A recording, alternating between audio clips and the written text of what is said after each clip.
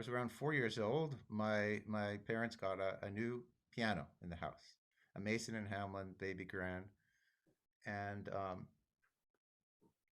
in order to sort of make it worth their while, I think originally it was because it was a beautiful piece of furniture, but I had two older sisters, and everyone started to have lessons, including my parents. Like we all, so I thought, well, there I was, not even four barely, and I thought, well, this is what everybody does, so I'm going to do the same thing. So I started to sort of imitate what my sisters were doing. My eldest sister played nicely, and she was playing Fur Elise, of course.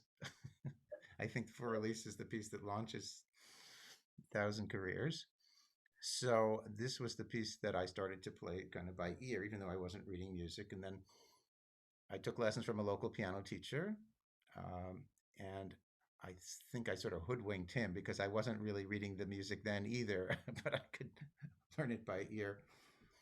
And this was to me, he was a great teacher because at the end of every lesson, he would take me to his kitchen and he would give me a little chocolate from his freezer. So he was okay in my book.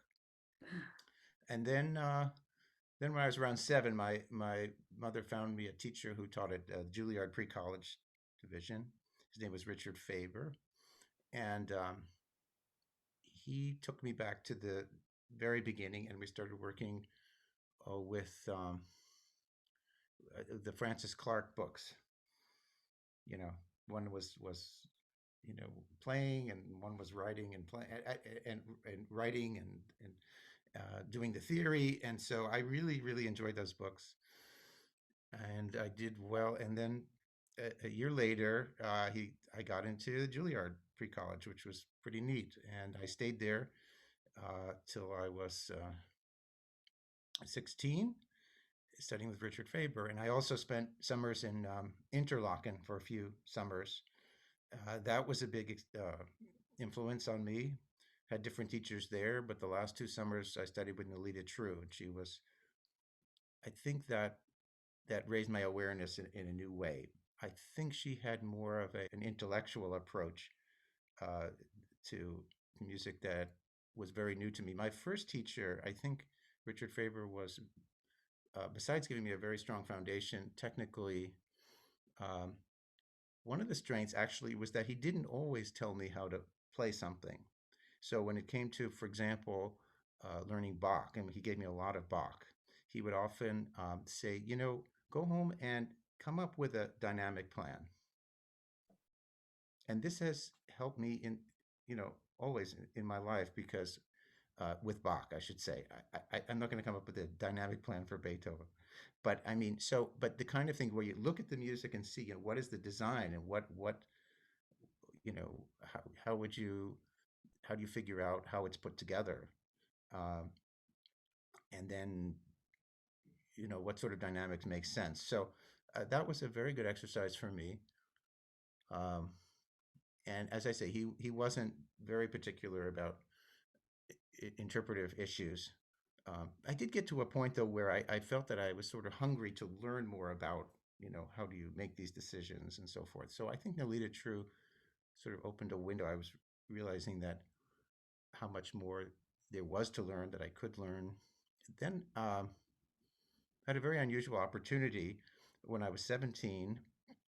Without making this too long a story, I got the opportunity to audition for the Moscow Conservatory, which is known as the Tchaikovsky Conservatory in Moscow.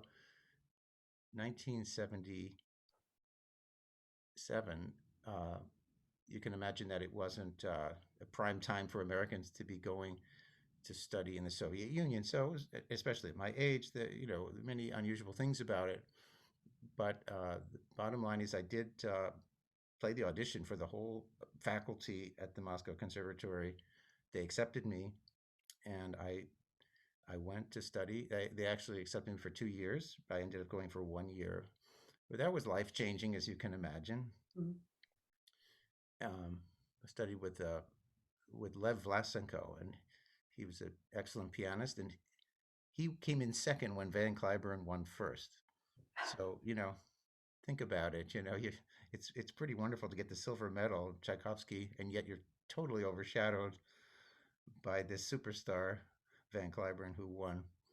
Um, and uh, for anyone going abroad and living so long in a foreign country, speaking the foreign language, and immersing themselves in another culture, it's just so eye opening. And but I found in when I was in Russia, when I and later on, uh, I, I, it's a long story, but then I went to Oberlin. I went to Juilliard to do my bachelor's and master's. I transferred from Oberlin.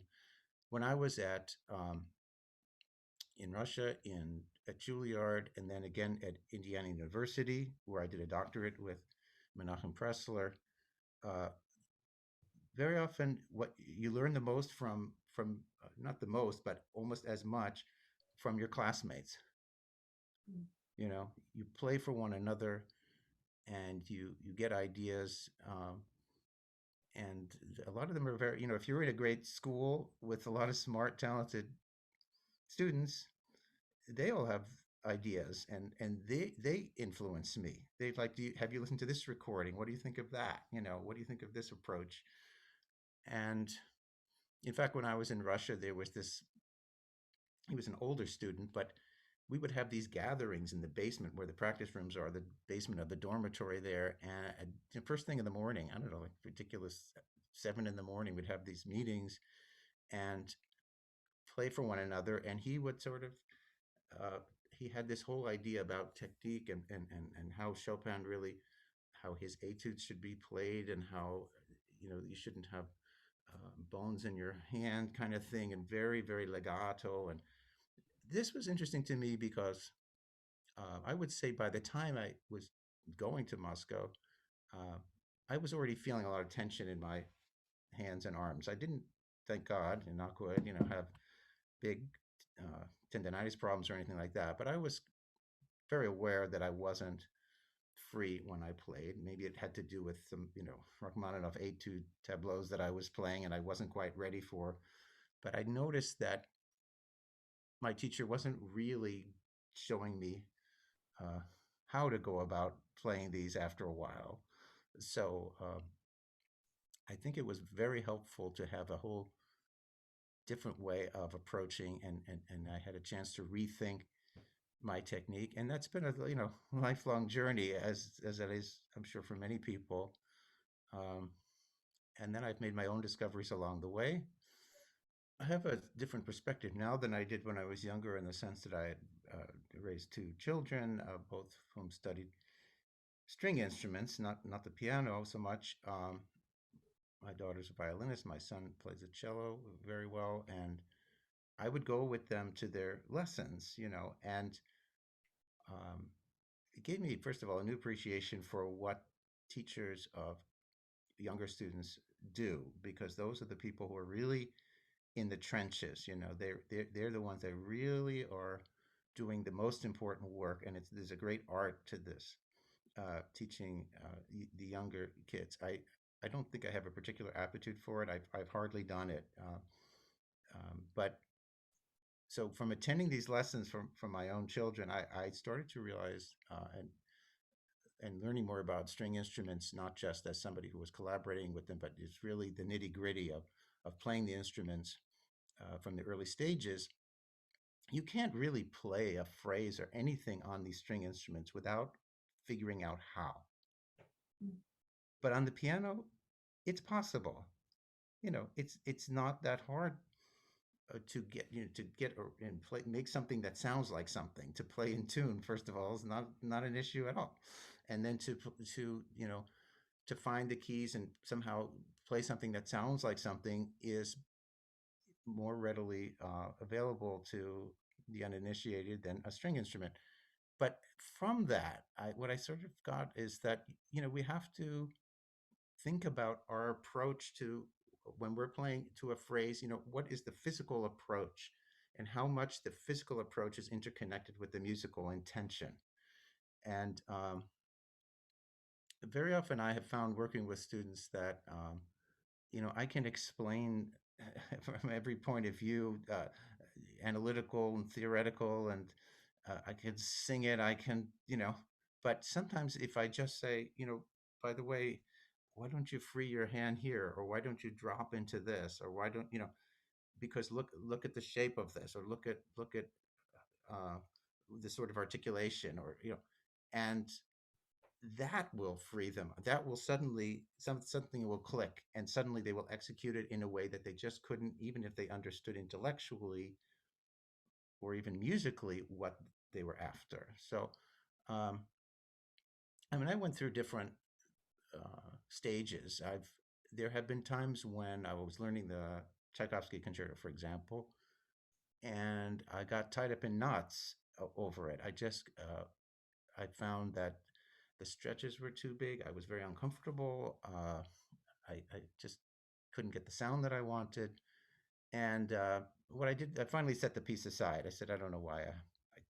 This is just not my piece.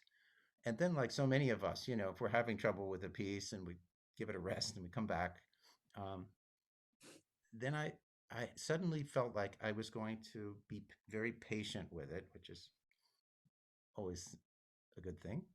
And then I decided to try to play this concerto extremely slowly, with no pedal at all, and just to play it as comfortably and in as relaxed a way as I could. And it sounds terrible. I was practicing on an upright at that time, actually. So for all those reasons, it just really doesn't sound good. But that's okay, because one of the things that makes us tense is that if we're playing and something doesn't sound good, it also makes us tight. So we have to sort of train ourselves not to automatically contract our muscles or automatically physically try harder, but actually to go the opposite way and to relax. So it was sort of a Zen like experience. I had to do this many, many times. It sounds very boring, I know. And then I would do this repeatedly, and then it came to a point where playing it in tempo uh, comfortably was very natural and automatic. And so I'm a big believer in slow practice. I also believe sometimes in practicing with less pedal, because again, the if you have the feeling, the pedal can cover a sort of a multitude of sins, but you don't really you have to train your body not to automatically revert to the pedal or automatically feel tense. And so this is that's just uh, one step of the journey where I sort of figured out I have to sometimes take a step back and really slow things down. And not everybody practices that way. Not everybody practices hands separately. I noticed. I have to say that for me, it's like maybe it's terrible, but I hardly know any other way to practice. Like this is what I do. I just but I think it's good for memory, but it's good technically. So I just find that kind of thing very helpful. Um, I've done exercises like from my first teacher. It was a lot of Hannon and Czerny and all that good stuff. Scales, a lot of scales, arpeggios, broken octaves, scales in thirds, scales in sixths. I mean, my first teacher studied with Rosina Levine at Juilliard, and she was big on scales in thirds and sixths. So I think those have helped a lot. Um, but also he gave me so much technique, like these Pishna exercises that was sort of the lifting the fingers, and some of that is it can be a little harmful if you don't do it the right way. So there's a limit to how much exercises are necessary. Some people don't think scales are such a big deal. I think I'm not in that camp really, but because then Pressler showed me a different way of working on scales that I think was very helpful. So these are the kinds of things that I can be will be talking about in my little presentation. Um, Ways of practicing Opus 25, number 2 of Chopin, the F minor, uh, and the legato involved there, or the Winter Wind Etude. This is a piece I worked on with Adele Marcus at Juilliard. and of course she studied with Joseph Levine, and so but her approach was quite interesting and also made an impression on me, and so I want to share that as well.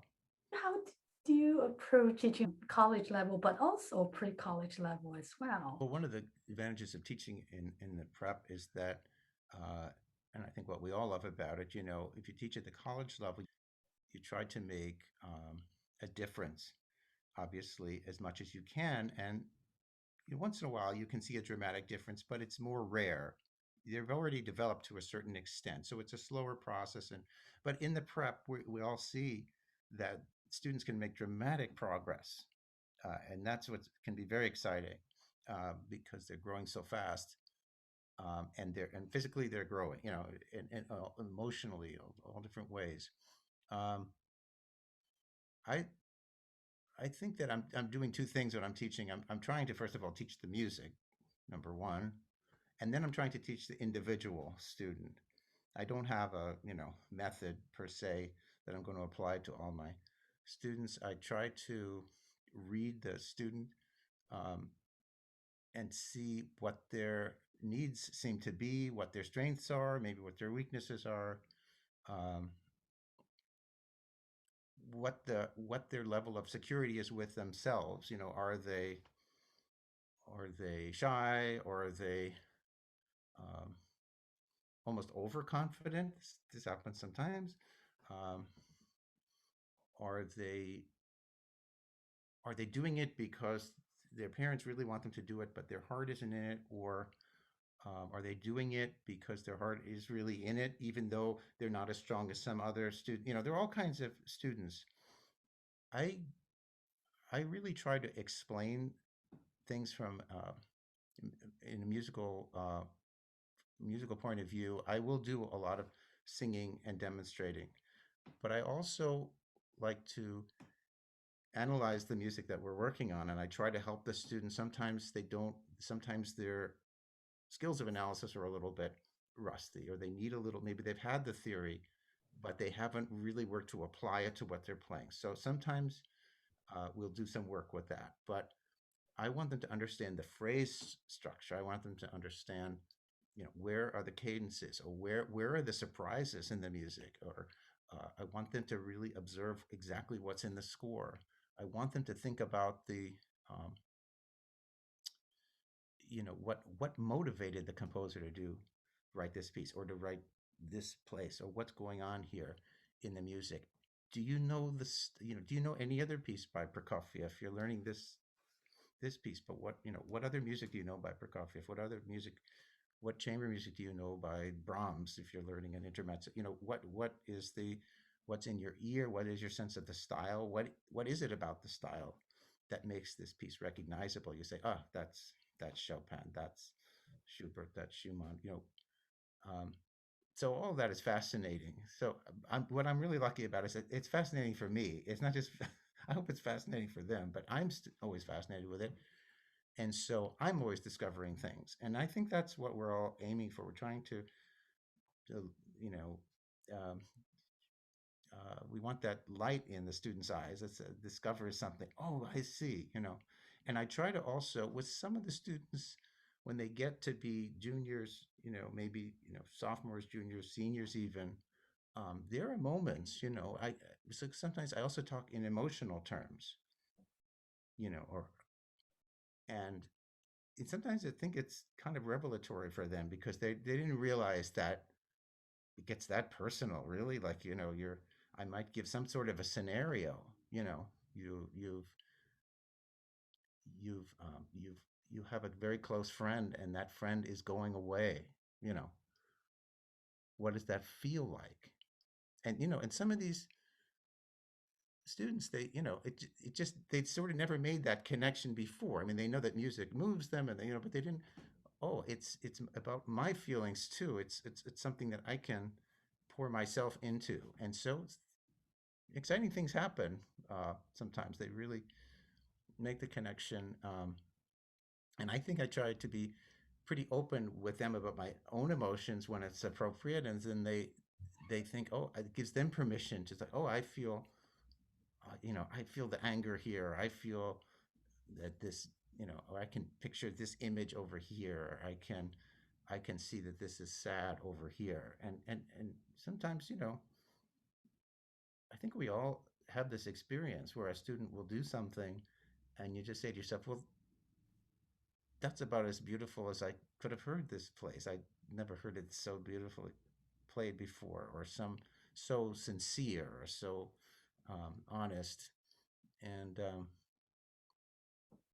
so that's what I'm interested in. I mean, a lot of them like to do competitions, obviously, and like anything else, they should be done in moderation.